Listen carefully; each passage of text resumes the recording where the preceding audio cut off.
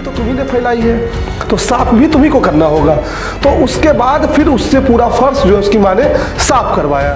बड़े सपने जो हमारे हैं, जो आपने देखा है सिविल सर्विसेज वगैरह का है, या आपने जो भी MPCS वगैरह का देखा है, उसको नहीं कुर्बान करना है। अपनी मेहनत जारी रखेंगे, निश्चय ही सफलता जो है हमारे हाथ आएगी।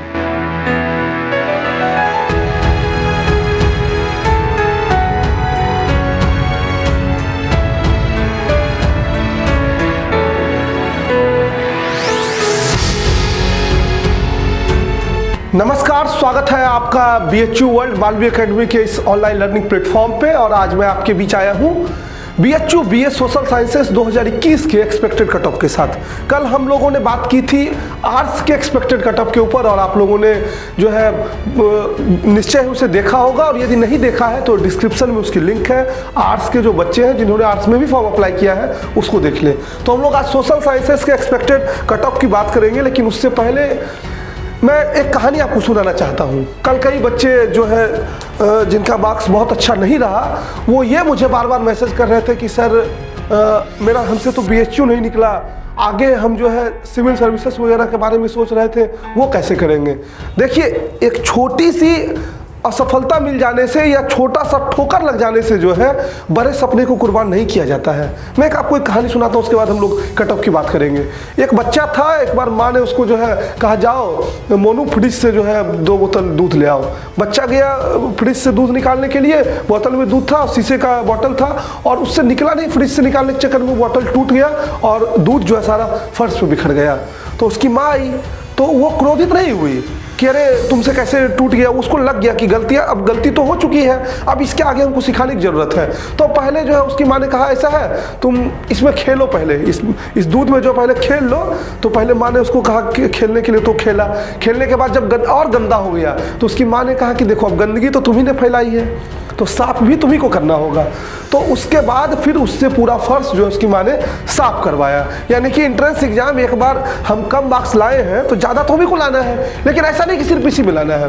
उसके बाद उसकी माँ ने कहा कि हमको यहाँ तक नहीं रुकना है, चलो अब तुमको हम बाल्टी में पानी जो है, तुम दूध का बोतल नहीं उठा पा रहे हो, तुमको जो है बाल्टी भर के पानी तुमसे उठवाएंगे। और फिर धीरे धीरे उसकी माँ उसको सिखाने लगी, और एक दिन वो बच्चा पूरे बाल्टी में जो है पानी उठाना सीख गया।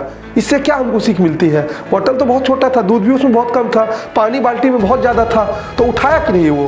तो बड़े सपने जो हमारे हैं, जो आपने देखा है सिविल सर्विसेज वगैरह का है, या आपने जो भी MPCS वगैरह का देखा है, उसको नहीं कुर्बान करना है। अपनी मेहनत जारी रखेंगे, निश्चय ही सफलता जो है हमारे हाथ आएगी।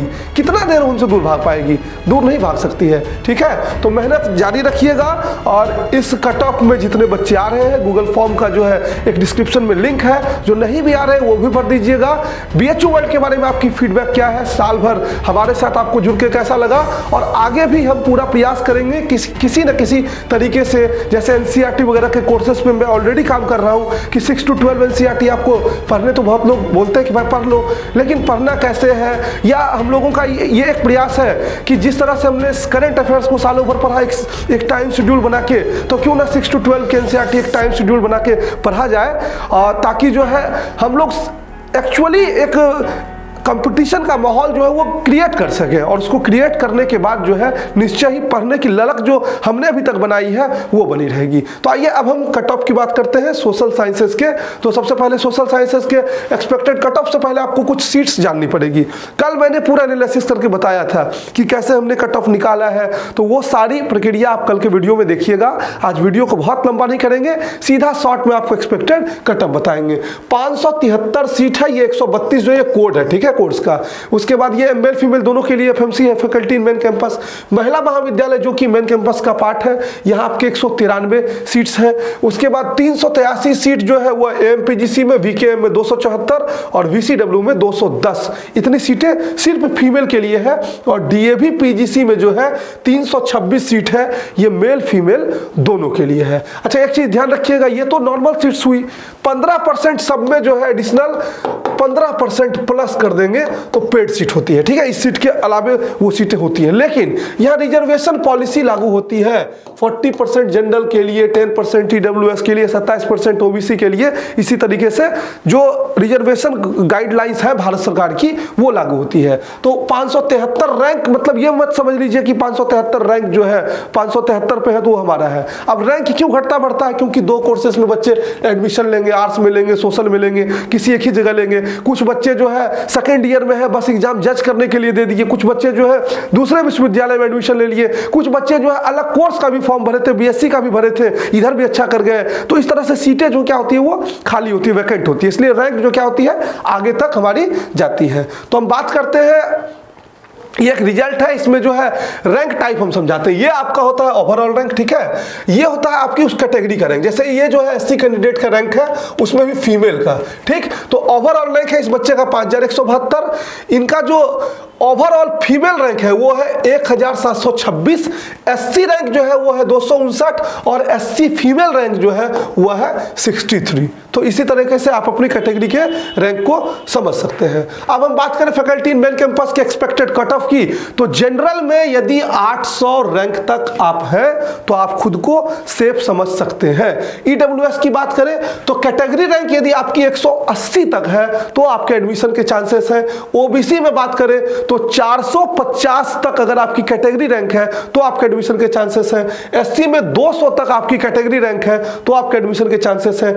एसटी में 50 आपकी अगर कैटेगरी रैंक है तो आपके एडमिशन के चांसेस हैं। और पेड में जाएंगे तो 1000, ये आपका 150 आगे भी बढ़ सकता है, क्योंकि कई बच्चे पेड सीट में जो है चूंकि 10,000 पर मंथ पर ईयर उसमें लगता है, 10,000 पर ईयर जो है बीए में एक्स्ट्रा लगता है, तो कई बच्चे जो है उसको स्किप भी करते हैं, ठीक है।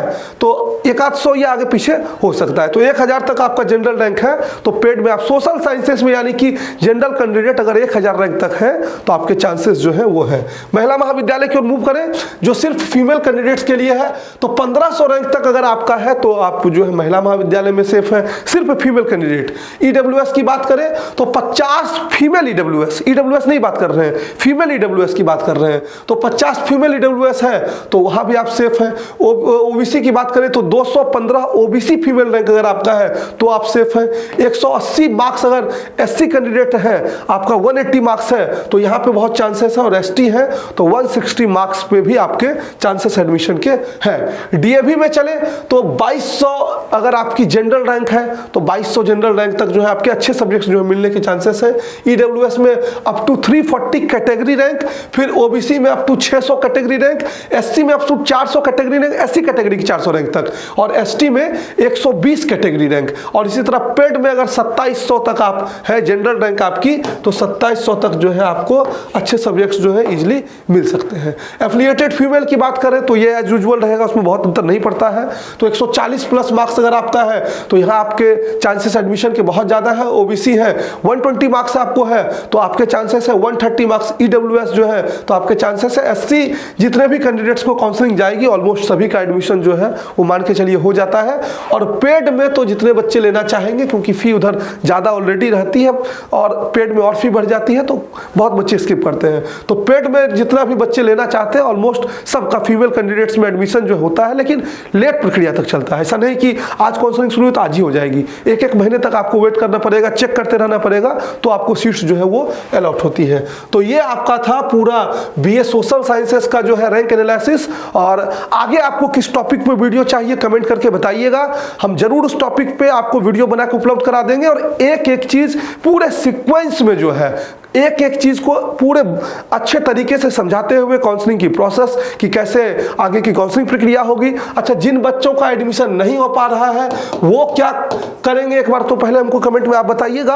और अगर आप हमारी राय लेने चाहेंगे कि सर मेरा ड्रॉप है, कई बच्चे ऐसे सर मेरा ड्रॉप है, कई बच्चे ऐसे सर मेरा ड्रॉप नहीं है तो क्या मुझे फिर से इंट्रेंस की तैयारी कर लेनी चाहिए, कुछ ऐसे भी बच्चे सर मेरा 2 साल ड्रॉप है लेकिन मुझे बीएचयू में ही पढ़ना है, तो ऐसे टॉपिक पर अगर आप वीडियो चाहेंगे तो बताइएगा, मैं उस पर जरूर अपनी राय दूंगा।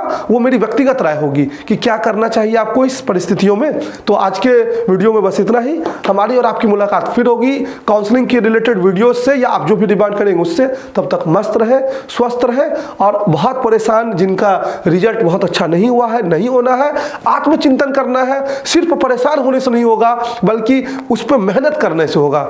जो गलतियां हमने की हैं उस पर आगे सीख लेनी है। और गूगल फॉर्म जरूर भरिएगा ताकि हम लोग भी समझ सकें कि हमारे द्वारा पढ़ाए गए बच्चे जो है वो कितना अच्छा परफॉर्मेंस किए हैं। हम लोगों को अपने अंदर क्या सुधार करने की जरूरत है उसकी फीडबैक जरूर दीजिएगा।